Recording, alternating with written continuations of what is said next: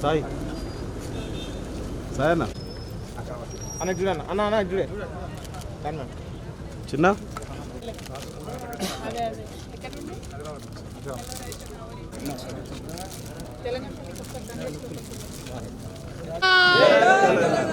జై తెలంగాణ జై కవితక్క జగిత్యాల గడ్డ జగిత్యాల గడ్డ జై తెలంగాణ జై తెలంగాణ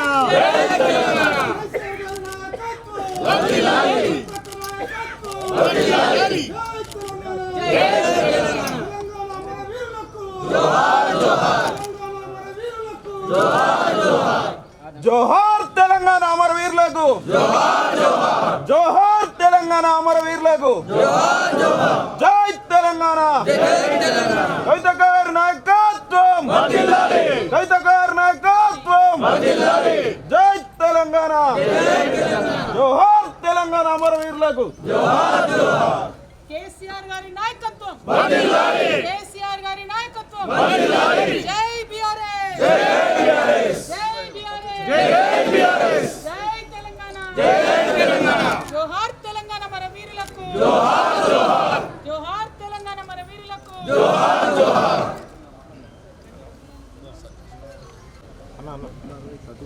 కొంచెం ఒక స్టెప్ కింద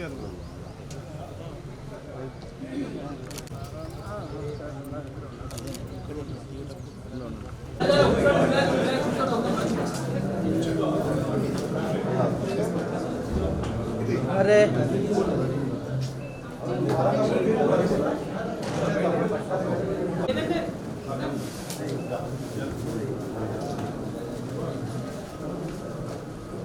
చైర్ తీసుకొని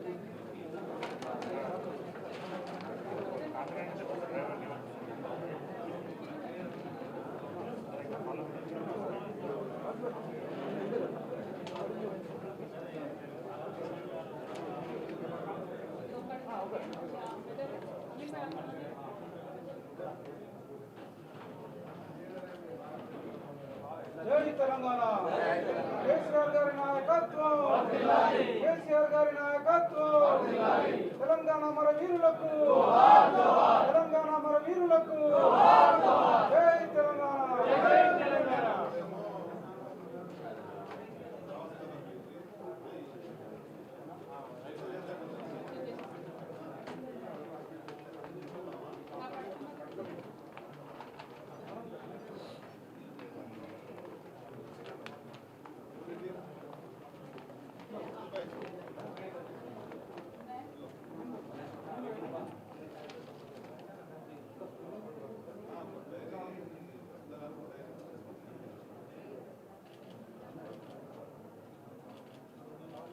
జై కేసీఆర్ జై కేసీఆర్ జై బీఆర్ఎస్ కేసీఆర్ గారి నాయకత్వం కేసీఆర్ గారి నాయకత్వం జై తెలంగాణ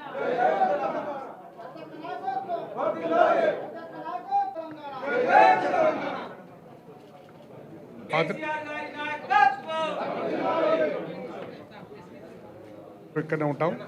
ఇక పాత్రికేయ మిత్రులకు మరొకసారి కృతజ్ఞత తెలియజేస్తూ ఈ సమావేశం ఇంతటితో పాత్రికేయ సమావేశం ముగిసిందని తెలియజేస్తున్నాం.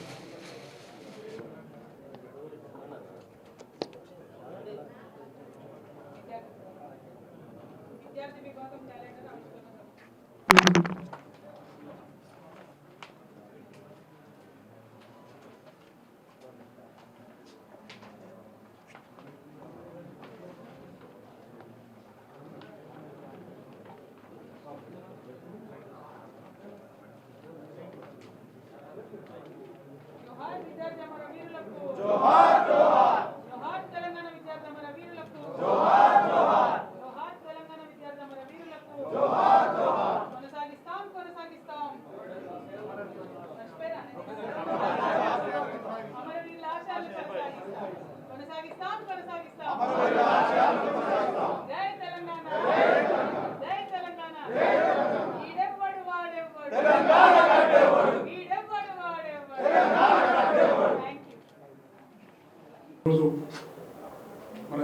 ఇక్కడికి వచ్చినందుకు వారికి మొట్టమొదటి స్వాగతం పలుకుతూ ఈ కార్యక్రమంలో పాల్గొన్న ఎమ్మెల్సీ సోదరుడు రమణ గారికి, మాజీ జెడ్పీ చైర్పర్సన్ వసంత గారికి, మాజీ మార్కెట్ చైర్మన్ బాబరెడ్డి గారికి, పార్టీ జగిత్యాల అధ్యక్షుడు సతీష్ గారికి, వేదిక మీద ఉన్న పెద్దలందరికీ, ఈ కార్యక్రమంలో పాల్గొన్న జగిత్యాల నియోజకవర్గ నాయకులకు, కార్యకర్తలకు ప్రతి ఒక్కరికి నా యొక్క నమస్కారం.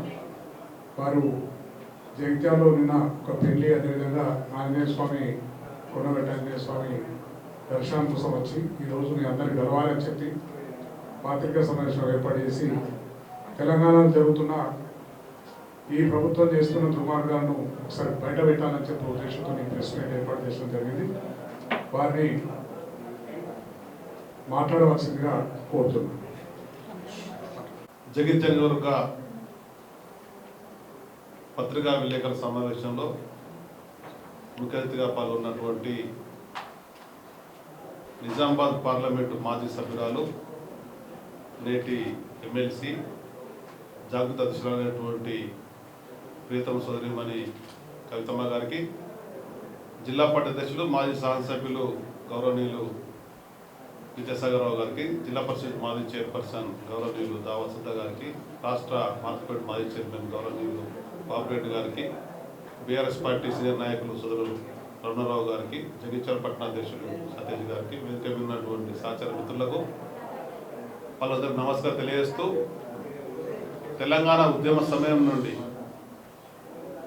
తెలంగాణ రాష్ట్ర ప్రత్యేక సాధనలో మహిళా లోకాన్ని చైతన్యపరిచి బతుకమ్మ పేరు మీద ప్రపంచవ్యాప్తంగా, విశ్వవ్యాప్తంగా ఇస్తున్నటువంటి నాయకులకు గుర్తింపు పొందినటువంటి ఆడపడుచు కవితమ్మ ఈరోజు జగిత్యాల రావడం చాలా సంతోషకరమైన విషయం.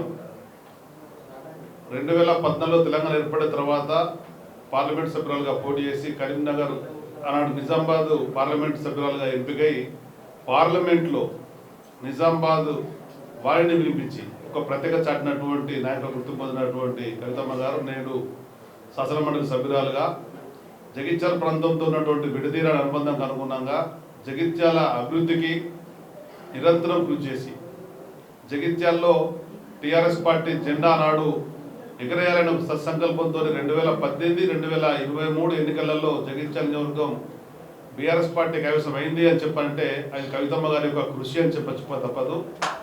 ఆ విధంగా ఉన్నటువంటి దానికి అనుగుణంగా ఇక్కడ ఉన్నటువంటి కార్యకర్తలు, నాయకులు అందరి విజ్ఞప్తి మేరకు ఒకసారి మీరు రావాలా, అందరిని గెలవాలా, తిరిగి మనోధైర్యాన్ని పెంపొందింపజేయాలా, తిరిగి గడ్డ మీద మళ్ళీ బీఆర్ఎస్ పార్టీ జెండా ఎప్పటి విధంగా ఇక్కడ ఉండేటువంటి మనందరికి రెక్కల కష్టం కలిసినటువంటి వ్యక్తి పార్టీ మారినా కానీ పార్టీ పటిష్టంగా ఉంది, ప్రజలతో మమేకమైనటువంటి నాయకత్వం ఉంది, కార్యకర్తలు అందరి మనోధైర్యం నింపాలని చెప్పని దానికి అనుగుణంగా కొండగట్టు ఆంజనేయ స్వామి అంటే మొదటి నుంచి కూడా భక్తురాలుగా ఉండి కొండగట్టు క్షేత్రాన్ని ఏ విధంగా అయితే పెద్దలు కేసీఆర్ గారు యాదగిరిగుట్టను తీర్చిదిద్దో దానికి అనుగుణంగా చేయాలనే సంకల్పంతో మొదలు 100 కోట్లు, తర్వాత 500 కోట్లకు దాన్ని పెంపొందించినటువంటి నాయకులకు గుర్తింపు ఉన్నటువంటి దానికి అనుగుణంగా ఆంజనేయ స్వామిని దర్శనం చేసుకొని బీర్పూర్లో ఉన్న లక్ష్మీనరసింహస్వామి కళ్యాణం అయింది కనుక దానికి తోడుగా బీఆర్ఎస్ పార్టీ విద్యార్థి విభాగంలో ఒక కీలక పాత్ర ఇచ్చినటువంటి వెంకటేష్ నిన్న ఆయన రిసెప్షన్ కూడా ఉంటే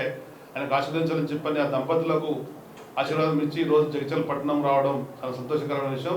అందుకే సందర్భంగా రాబోయేటువంటి స్థానిక సంస్థల ఎన్నికలలో మీరు ఇచ్చేటువంటి స్ఫూర్తితో బీఆర్ఎస్ పార్టీ జెండా రెపరెపరాడే విధంగా అందరూ కూడా కష్టపడి పనిచేస్తామని చెప్పని ఈరోజు అందరితో మనసు విప్పి మాట్లాడేటువంటి వాళ్ళ యొక్క మాటలు పూర్తిగా కవితమ్మ గారు ఉండక వచ్చిన కనుక ఇక్కడ ఉండేటువంటి విషయాలన్నింటినీ కూడా పెద్దలు కేసీఆర్ గారికి, పెద్ద సోదరులు కేటీఆర్ గారికి తీసుకెళ్లి జగిత్యాలలో పార్టీ మరింత బలపడే విధంగా జగిత్యాల రాబోయే ఎన్నికలలో పెద్దలు విద్యాసాగరరావు గారు, సోదరిమణి దా వసంత గారు ఇక్కడ ఉండేటువంటి పార్టీ పట్టణ అదేవిధంగా మండలంలో ఉండే నాయకత్వం అంతా తిరిగి మళ్ళీ కష్టపడి పనిచేసే విధంగా మీరు కార్యక్రమాలు చేయాలని చెప్పని ఈ పత్రికా సమావేశంలో రాష్ట్ర ప్రభుత్వ ప్రజా వ్యతిరేక విధానాలు ఈనాడు వచ్చినటువంటి 14 నెలలలో ఆనాడు అమలుకు నోచుకున్నటువంటి హామీలను ఇచ్చి ప్రజలను దగాయిస్తున్నారు కనుక ప్రధానంగా రైతాంగాన్ని, అన్ని వర్గాలను నిన్నాక మనం చూస్తే హైదరాబాద్ రియల్ ఎస్టేట్లు ఉండేటువంటి వాళ్ళు కూడా ఆత్మహత్యలకు పాల్పడే విధంగా కనబడేది. భారతదేశ చరిత్రలో ఇన్ని రంగాలకు అనేసినటువంటి ప్రభుత్వమేనా ఉంది అని చెప్పంటే మరి కాంగ్రెస్ ప్రభుత్వం కనుక ఆ కాంగ్రెస్ ప్రభుత్వ పనితీరును జగిత్యాల ప్రాంత ప్రజలకు మీరు వివరించాలని చెప్పని మీరు రాకనే మా అందరికీ కూడా సంతోషకరం అని చెప్పని తెలియజేస్తూ వారిని మాట్లాడి కోరుతున్నాను. ధన్యవాదాలు. కేంద్రంలో ఉన్నటువంటి బీఆర్ఎస్ పార్టీ ఆఫీస్లో ప్రెస్ మీట్ కార్యక్రమం, ఆ తర్వాత కార్యకర్తలందరితో కూడా ఆత్మీయ సమావేశంలో పాల్గొనాలని చెప్పి ఇక్కడికి రావడం జరిగింది. మరి కొండగట్టు అంజన్నను దర్శించుకోకుండా జగిత్యాల పర్యటనకు వచ్చినా కూడా అది సగం సగమే ఉంటుంది. కొండగట్టు క్షేత్రం ఎప్పటికైనా అద్భుతంగా యాదాద్రిలాగా విలసిల్లాలని చెప్పి మనస్ఫూర్తిగా సంకల్పంతో పనిచేసినాం. దానికి సంబంధించి స్వామివారి రెవెన్యూ రికార్డులు అన్నీ కూడా చేసి ఒక 350 ఎకరాల జాగాను కూడా మొత్తం సిద్ధం చేసి 1000 కోట్లతో కేసీఆర్ గారు ప్రణాళికలు సిద్ధం చేయడం జరిగింది. దానికి సంబంధించి మీ అందరికీ తెలుసు, ఇప్పటికే 10 ఏళ్లలో శాశ్వతంగా అనేక కార్యక్రమాలు పరిష్కారం చేసుకుంటూ కొండగట్టును ఒక స్థాయికి తీసుకురావడం జరిగింది. ఖచ్చితంగా ఇక్కడ ఉన్నటువంటి వాళ్ళందరం కూడా సంకల్పంతో మంచి అద్భుతమైనటువంటి దేవాలయాన్ని కూడా నిర్మాణం చేసుకుంటాం. దేశవ్యాప్తంగా హనుమంతుని భక్తులు ఎక్కడున్నా కూడా కొండగట్టుకు వచ్చేంత పెద్ద ఎత్తున ఈ క్షేత్రాన్ని అభివృద్ధి చేస్తామని కూడా ఈ సందర్భంగా తెలియజేస్తా ఉన్నాం. అయితే ప్రభుత్వాలు మారినా కూడా ప్రజలకు సంకల్పం చేసినటువంటి పనులు కొనసాగించాల్సినటువంటి బాధ్యత ప్రభుత్వ పెద్దల మీద ఉంటుంది. కొండగట్టు అంజన్నకు మరి ఏదైతే 1000 కోట్లు ఇదివరకటి ప్రభుత్వం ఇస్తామని చెప్పిందో, దానికి సంబంధిత జీవోలు రిలీజ్ చేసిందో, వాటి మీద ఇప్పుడున్నటువంటి ప్రభుత్వం, ఇప్పుడు ఇక్కడ ఉన్నటువంటి కాంగ్రెస్ పార్టీ నాయకులందరూ కూడా శ్రద్ధ పెట్టి ప్రభుత్వం నుండి నిధులు రాబట్టవలసిందిగా ఈ సందర్భంగా నేను డిమాండ్ చేస్తా ఉన్నాను. అదేవిధంగా మీ అందరికీ తెలుసు, గౌరవనీయులు పెద్దలు కేసీఆర్ గారు తెలంగాణ ఉద్యమ సందర్భంలో కూడా అనేక మార్లు చెప్పేవాళ్ళు, నా కళ తెలంగాణ రాష్ట్రం ఏర్పడాలి, ఏర్పడ్డ తర్వాత జగిత్యాల, సిద్దిపేట, వికారాబాద్ ఇవన్నీ కూడా ప్రత్యేక జిల్లాలుగా ఏర్పడాలి, ఏర్పడిన తర్వాత మాత్రమే అక్కడ ఉన్నటువంటి ప్రజల యొక్క అభివృద్ధి అనేటటువంటిది, నిజమైన అభివృద్ధి అనేటటువంటిది మనం చూడగలుగుతామని ఉద్యమ సందర్భంలో అనేక సార్లు కేసీఆర్ గారు చెప్పేవాళ్ళు. మరి అట్లానే తెలంగాణ రాష్ట్రం రాగానే జగిత్యాల ప్రత్యేక జిల్లా అయింది. అంతకుముందు అంతా కూడా ఎన్నికల హామీగా నిలబడిపోయినటువంటి బోర్నపల్లి బ్రిడ్జ్ సాకారమైంది.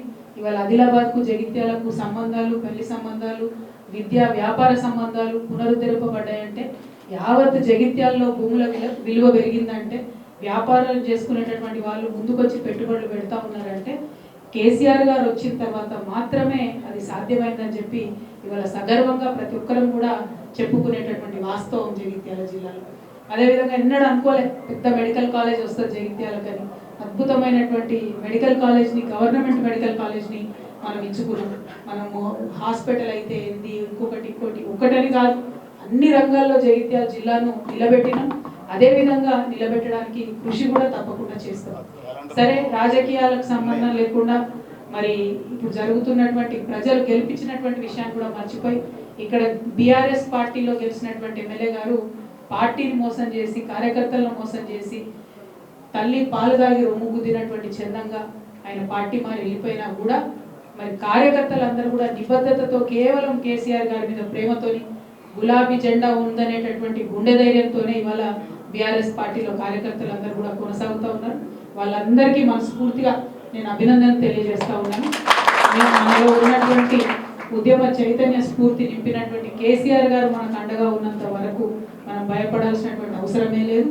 ఎత్తిన పిడికిలి దించేదే లేదు, వేసుకున్న గులాబీ కండువాను తీసేదే లేదు. అద్భుతంగా ముందుకు సాగుదామని జగిత్యాల్లో ఉన్నటువంటి మన కార్యకర్తల నాయకులందరికీ కూడా ఈ సందర్భంగా నేను పిలుపునిస్తా ఉన్నాను. మనకు ఈ జిల్లాకే పెద్దన్నగా మనం చెప్పుకునేటటువంటి కొప్పులీశ్వర్ అన్నగారు ఎప్పుడు అండగా ఉంటారు. ఇప్పుడు స్థానికంగా ఎమ్మెల్సీ అన్న ఎల్రమ్ నాన్న గారు మనకు చాలా పెద్ద అండగా, రాష్ట్ర స్థాయిలో వారు నాయకత్వం చేసినటువంటి వ్యక్తి మనకి ఇవాళ జగిత్యాల్లో అండగా ఉన్నారు. వారు సిట్టింగ్ ఎమ్మెల్సీగా ఉన్నారు, వారు అండ ఉన్నది. గౌరవనీయులు పెద్దలు మన విద్యాసాగర్ అన్నగారు ఇవాళ సీనియర్ మోస్ట్ శాసనసభ్యులు బీఆర్ఎస్ పార్టీలో జెడ్పీటీసీ స్థాయి నుండి ఎదుర్కొంటూ రాజకీయాల్లో వచ్చినటువంటి వ్యక్తి, మంచి వక్త, అందరినీ సమన్వయం చేసుకునే ఓపిక ఉన్నటువంటి గౌరవ జిల్లా అధ్యక్షులు పెద్దలు విద్యాసాగర్ రావు గారు ఉన్నారు.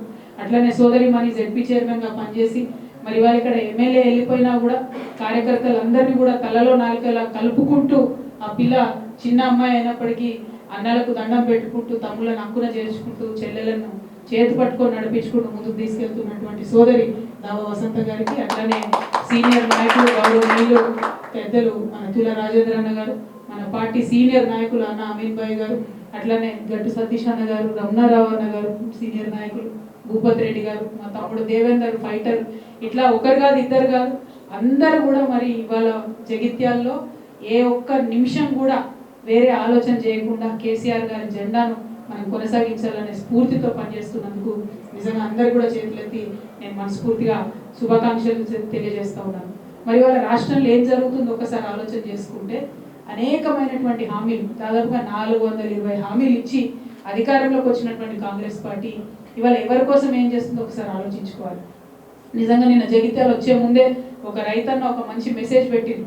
ఎండిపోయినటువంటి తన పొలాన్ని చూపించుకుంటూ బాధపడుకుంటూ మన మంగళ దగ్గర సారంగపూర్ మంగళ ఊరు గ్రామానికి సంబంధించినటువంటి రైతు పెట్టినటువంటి మెసేజ్ చూస్తే కళ్ళకు నీళ్ళు వచ్చేటటువంటి పరిస్థితి. ఎండిపోయినటువంటి భూమిని చూపించుకుంటూ బాధపడుతున్నటువంటి పరిస్థితి. ఇవాళ రైతు భరోసా లేదు, ఎరువులకు ఇబ్బంది, నీళ్ళు ఇచ్చేటటువంటి తెలివి లేదు. కేసీఆర్ గారు ఆల్రెడీ కాళేశ్వరం నిర్మాణం చేసింది, అయిపోయింది. దానికి మొత్తం కూడా 10 ఏళ్లలో వరద కాలువను నిజంగా జీవధారగా సంవత్సరం పొడవునా కూడా నింపి పెట్టినాం. కనీసం ఆ వరద కాలువను నింపేటటువంటి తెలివి లేదు. ఏమన్నా అంటే కేసీఆర్ గారి మీద రాజకీయంగా విమర్శ చేసి మేడిగడ్డ లింక్ వన్ని యూజ్ చేయకుండా ఇక్కడ వరద కాలువను ఎండబెట్టినటువంటి పరిస్థితి. వరద కాలువ ఎండిపోతే యావత్ జగిత్యాల జిల్లాలో ఉన్న రైతులందరికీ కూడా కళ్ళల్లో కన్నీళ్లు ఉంటాయి తప్పితే ఇంకొకటి ఉండదు. నేను ఈ జగిత్యాల గడ్డ మీద నుండి రేవంత్ రెడ్డి గారిని విజ్ఞప్తి చేస్తా ఉన్నా, మీ రాజకీయ కక్షలు కార్పణ్యాలు పక్కన పెట్టి కాళేశ్వరం లింక్ వన్ మీరు యూజ్ చేసుకొని మా వరద కాలువకు నీళ్ళు ఇవ్వండి దయచేసి. జగిత్యాల్లో భూములు ఎండిపోయే పరిస్థితి ఉన్నది, చెప్పదండిలో భూములు ఎండిపోయేటటువంటి పరిస్థితి ఉన్నది, అక్కడ పెద్దపల్లిలో భూములు ఎండిపోయేటటువంటి పరిస్థితి ఉన్నది. దయచేసి నీళ్ళని రిలీజ్ చేయవలసిందిగా నేను ఈ ప్రభుత్వాన్ని డిమాండ్ చేస్తా ఉన్నాను. అదేవిధంగా మీరు చూసినట్టయితే మహిళలకు ఇచ్చినటువంటి ఒక్కటంటే ఒక్క హామీ కూడా ఈ ప్రభుత్వం నిలబెట్టుకోలేదు. 2500 ఇస్తామన్నారు, తులం బంగారం అన్నారు, 18 ఏళ్ళు నిండితే స్కూటీలు ఇస్తామన్నారు. బీడీ కార్మికులు అనేక మంది ఉంటారు ఇక్కడ జగిత్యాల మెట్పల్లి అంటేనే బీడీ కార్మికులకు హబ్బు. విద్యాసాగర్ రావు గారు నాకు గుర్తుంది 80,000 మందికి బీడీ కార్మికులకు వెంటబడి మనం ఆనాడు పెన్షన్ ఇప్పించుకున్న పరిస్థితి. ఇవాళ 2000 నుంచి 4000 చేస్తామని చెప్పిండ్రు. కనీసం బీడీ కార్మికుల గురించి, మహిళల గురించి ఒక్కనాడంటే ఒక్కనాడు కూడా ఈ రాష్ట్ర ముఖ్యమంత్రి మాట్లాడకపోవడం నిజంగా కూడా శోచనీయం. మహిళలను ఇంత చిన్న చూపు చూస్తున్నటువంటి ముఖ్యమంత్రి గారికి ఖచ్చితంగా కాలం గుణపాఠం నేర్పిస్తుందని కూడా నేను ఈ సందర్భంగా తెలియజేస్తా ఉన్నాను. ఇక విద్యార్థులకైతే ఎన్ని మాటలు చెప్పిరో మీకు తెలుసు. జాబ్ క్యాలెండర్ ఎక్కడుందో అడగాలి. కనీసం చిన్నపిల్లలకైతే బువ్వ పెట్టలేని పరిస్థితులలో, మంచి ఆహారం పెట్టలేనటువంటి పరిస్థితుల్లో ఈ ప్రభుత్వం ఉన్నది. కాంగ్రెస్ పార్టీ ప్రభుత్వం చేస్తున్నటువంటి తప్పులను తెలంగాణ సమాజం చూస్తున్నది. తప్పకుండా తప్పులు ఒకనాడు నిండుతాయి. శిశుపాలను కూడా 100 తప్పులు అయ్యేంత వరకు వెయిట్ చేసి చూసింది కాలం, ఆ తర్వాత క్షమించలేదు. కాంగ్రెస్ పార్టీని కూడా రాబోయే రోజులలో అదే జరగబోతా ఉన్నది. ఇవాళ బీసీల విషయంలో చూసినట్టయితే ఈ ప్రభుత్వం ఏం చేస్తుందో చూస్తున్నారు మీరు. ఆనాడు కేసీఆర్ గారు ఓపెన్గా ట్రాన్స్పరెంట్గా 52% బీసీలు ఈ రాష్ట్రంలో ఉన్నారని చెప్పి లెక్కలు తేల్చి చెప్తే, ఇప్పుడు వచ్చినటువంటి రేవంత్ రెడ్డి గారి ప్రభుత్వం కనీసం లెక్క పెట్టడం కూడా రాకుండా, శాస్త్రీయంగా లెక్కలు చేయకుండా తప్పుదో పట్టిస్తూ బీసీల సంఖ్య తక్కువ చేసి చూపించడం అనేది నిజంగా కూడా శోచనీయం. ఒక పక్క ఇదే తప్పుడు లెక్కలు తీసుకొని రాహుల్ గాంధీ గారు పార్లమెంటును తప్పుదో పెట్టే విషయంగా వారు మాట్లాడుతున్నటువంటి సందర్భాన్ని కూడా చూస్తున్నాం. ఇవన్నీ సంవత్సరంన్నర నుంచి బీసీ సంఘాలు అందరు కలిసి కొట్లాడుతూ ఉంటే ఇవాళ బీసీలకు సంబంధించి కులగణన పెట్టాల్సినటువంటి పరిస్థితి ప్రభుత్వానికి వచ్చింది. ఇప్పుడు ఒక కీలక దశలో ఉన్నాం. కులగణన చేసినామని చెప్తున్నారు. సరే, తప్పో ఒప్పో 46% ఉన్నాము. నువ్వు మాట ఏమి ఇచ్చినావు? 42% మేము రిజర్వేషన్ చేస్తా అన్నావు. మొన్న అసెంబ్లీ పిలిచింది. మరి పిలిచినప్పుడు డైరెక్ట్గా 42%కి బిల్లు పెట్టాలి కదా. బిల్లు పెట్టకుండా మళ్ళీ ఒక స్టేట్మెంట్ అన్నారు. ఓకే, కులగణన ఇంతమంది ఉన్నారు అన్నావు. మరి కులాల వారీగా వివరాలు ఇవ్వడానికి ఈ ప్రభుత్వానికి ఎందుకు భయం అవుతున్నది? బీసీలు 46% ఉంటే అందులో పద్మశాలీలు ఎంతమంది ఉన్నారు, మున్నూరు కాపులు ఎంతమంది ఉన్నారు, ముదిరాజులు ఎంతమంది ఉన్నారు, లెక్కలు బయట పెట్టు కదా. అవి బయట పెట్టకుండా ఎందుకు మభ్యపెట్టేటటువంటి ప్రయత్నం ఈ ప్రభుత్వం చేస్తుందో మేము ఇవాళ డిమాండ్ చేస్తూ ఉన్నాం. ఇవన్నీ ఇట్లా జరుగుతుంటే ఇక రాబోయే కాలంలో మనం బిల్లు పెడితే కూడా కోర్టులలో ఆపేటటువంటి పరిస్థితి ఉంటుంది. ఇప్పుడు కోర్టులో కూడా ఎటువంటి లీగల్ ఇబ్బందులు లేకుండా బీసీ బిల్లు పాస్ చేయాల్సినటువంటి బాధ్యత ప్రభుత్వానికి ఉంది. ఇటువంటి కీలక దశలో నేను ఏం చేస్తుంది ప్రభుత్వం? పొన్నం ప్రభాకర్ గారి ఆధ్వర్యంలో బీసీ సంఘాల నాయకులందరూ కూడా పిలిచిరు మీటింగ్కి. నేను అనుకున్నా, అరే ప్రభుత్వం ఒక ముందడుగు వేసింది. బీసీ సంఘ నాయకులు పాపం 30 ఏళ్ల నుంచి కొట్లాడుతున్నారు. ఆర్ కృష్ణయ్య గారు లాంటి వారు, వక్లాభరణం కృష్ణమోహన్ గారు బీసీ కమిషన్ చైర్మన్గా వేసింది. అటువంటి పెద్ద పెద్ద నాయకులందరినీ పిలిస్తే పోన్లే ప్రభుత్వం ఒక ముందడుగు వేసింది, బిల్లు మీద చర్చ చేస్తుందేమో అనుకున్నాం. ఏం లేదు. ముఖ్యమంత్రి గారికి కనీసం ఆ మీటింగ్ ఉన్నట్టు కూడా తెలిసినట్టు మాకు అనిపిస్తలేదు. యాక్చువల్గా అయితే ఈ టైంలో బీసీ ప్రజలందరూ ఆందోళనలో ఉన్నారు, మా సంఖ్య తగ్గిందని భయపడుతున్నటువంటి సమయంలో ముఖ్యమంత్రి గారే డైరెక్ట్గా మీటింగ్ పెట్టాలి. ఎందుకు సమయం లేదు ఆయనకు? ఇప్పటికి 31 సార్లు ఢిల్లీకి పోయొచ్చింది ముఖ్యమంత్రి గారు. కానీ జనాభాలో సగం ఉన్నటువంటి బీసీల గురించి కనీసం మీటింగ్ పెట్టే తీరిక ఈ ముఖ్యమంత్రి గారికి లేకపోవడం నిజంగా శోచనీయం. ముఖ్యమంత్రి గారు నిన్న మీటింగ్లో లేరు. పోనీ కనీసం ఈ లెక్క కులగణన చేసినటువంటి క్యాబినెట్ సబ్ కమిటీకి చైర్మన్ ఉత్తమ్ కుమార్ రెడ్డి గారు ఆయన మీటింగ్లో లేరు. ఈ లెక్కలన్నింటినీ కులగణన చేసినటువంటి అధికారులు సందీప్ శాండిల్య గారు ఆయన మీటింగ్లో లేరు. మరి బీసీ సంఘం నాయకులందరూ పిలిచి మీరు లెక్కలు చెప్పలేదు, మీ ప్రభుత్వం ఏం చేస్తుందో చెప్పలేదు, ముందడుగు ఎట్లేస్తాం, బిల్లు పెడతామా పెట్టతామా చెప్పలేరు. మరి ఎందుకోసం పిలిచినట్టు?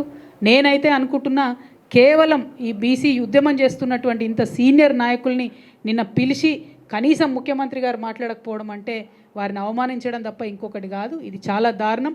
ముఖ్యమంత్రి గారు తప్పకుండా తక్షణమే రివ్యూ పెట్టాలి, మొత్తం కులాల వారీగా సంఖ్య ఎంత ఉందో బయట పెట్టాలి, బిల్లు ఎప్పటి లోపల తీసుకొస్తారో చెప్పాలి, ఆ బిల్లుకు సంబంధించి ఈ వివిధ కుల సంఘ నాయకులతోని చర్చలు జరపాలి, అట్లానే లీగల్ ఎక్స్పర్ట్స్తో కూడా చర్చలు జరపాలని ఈ సందర్భంగా నేను డిమాండ్ చేస్తూ ఉన్నాను. మరి మీరు చూస్తే కేసీఆర్ గారు ట్రాన్స్పరెంట్గా ఉన్నట్టుగా లెక్కలు చెప్పినారు, రేవంత్ రెడ్డి గారు తప్పుడు లెక్కలు చెప్తున్నారు. ఇంకో పక్క ఇచ్చినటువంటి ఏ ఒక్క మాట కూడా ఫుల్ఫిల్ చేసేటటువంటి పరిస్థితి లేదు. కేసీఆర్ గారి పాలనకు రేవంత్ రెడ్డి గారి పాలనకు ఎంత తేడా ఉందంటే, కేసీఆర్ గారి పాలన ఐఫోన్ లాగా ఉంటే రేవంత్ రెడ్డి గారి పాలన చైనా ఫోన్ లెక్క ఉన్నది. ఐఫోన్కు చైనా ఫోన్కి ఎంత తేడా ఉంటుందో కేసీఆర్ గారికి రేవంత్ రెడ్డి గారికి అంత తేడా ఉన్నది. అంటే సూపుకు బాగానే ఉంటుంది కానీ ఏం పనిచేయదు అన్నట్టు అటువంటి పరిస్థితి ఉన్నది. మాటలు ఇచ్చి బీసీల ఓట్లు వేయించుకొని ఇవాళ బీసీలను మోసం చేస్తున్నటువంటి కాంగ్రెస్ పార్టీని చరిత్ర క్షమించదు, బీసీలు క్షమించరు. వారికి ఎవరు లేరు, వారి పక్షాన మాట్లాడారు అనుకుంటున్నారేమో. మేమందరం కూడా అండగా నిలబడి ఉన్నాం. ఖచ్చితంగా బీసీలకు మీరు ప్రామిస్ చేసినటువంటి 42% ఇచ్చే వరకు కూడా తగ్గేదే లేదు. ఖచ్చితంగా ఉద్యమాన్ని ముందుకు కొనసాగిస్తాం. మరో తెలంగాణ ఉద్యమంలాగా పోరాటం చేయడానికి బీసీ బిడ్డలందరూ కూడా సిద్ధంగా ఉండాలని చెప్పి ఈ సందర్భంగా పిలుపునిస్తూ ఉన్నాం. బీఆర్ఎస్ పార్టీ కార్యకర్తలు మనకు నాయకులు అన్నది ఎప్పుడు కూడా లెక్కలో లేనటువంటి విషయం. తెలంగాణ ఉద్యమం జరిగినప్పుడు కూడా పెద్ద పెద్ద నాయకులు లేరు మనకు, అయినా కూడా మనం గుండె ధైర్యంతో కొట్లాడినాం. ఇవాళ ఇక్కడ జగిత్యాలలో మనం అధికారంలో ఉన్న 10 సంవత్సరాలు అనేక కార్యక్రమాలు చేసినాం. ఇవాళ జగిత్యాల్లో 4500 ఇండ్లు కేసీఆర్ గారు ప్రత్యేక శ్రద్ధ పెట్టించారు. ఆ ఇచ్చిన ఇండ్లలో 900 ఇండ్లు ఇంకా ఖాళీగా ఉన్నాయి. ఇవాళ నేను డిమాండ్ చేస్తూ ఉన్న కాంగ్రెస్ ప్రభుత్వాన్ని, 900 ఇండ్లు జగిత్యాల్లో ఖాళీగా ఉన్నాయి, మీరు అర్హులైనటువంటి వాళ్ళకి ఇమీడియట్గా ఐడెంటిఫై చేసి ఇవ్వండి. ఎందుకు ఇవ్వలేకపోతూ ఉన్నారు? ఎందుకు ప్రాజెక్టులు ఫినిష్ చేయలేకపోతూ ఉన్నారు? ఎందుకు వరద కాలువ నింపలేకపోతున్నారు? ఎందుకు రేషన్ కార్డులు ఇవ్వలేకపోతూ ఉన్నారు? దీనికి ఏమైనా కేసీఆర్ గారు అడ్డం పడ్డారా? బీఆర్ఎస్ పార్టీ అడ్డం పడ్డదా? తక్షణమే మీ చిత్తశుద్ధిని నిరూపించుకోండి. మీరు ప్రజలకు ఇచ్చినటువంటి హామీలన్నీ కూడా వెంటనే నెరవేర్చండి అని ఈ సందర్భంగా డిమాండ్ చేస్తూ ఉన్నాం. జగిత్యాల గడ్డ అంటే విప్లవాల కిల్ల. మరి ఇదే జగిత్యాల నుండి ఖచ్చితంగా బీసీల యొక్క కథనబేరి ప్రారంభమవుతుందని చెప్పి, ప్రారంభం కావాలని కూడా చెప్పి నేను కోరుకుంటూ మీ అందరి దగ్గర సెలవు తీసుకుంటా ఉన్నాను. Thank you. జై తెలంగాణ, జై కేసీఆర్. కేసీఆర్ గారి నాయకత్వం, కేసీఆర్ గారి నాయకత్వం. జై తెలంగాణ.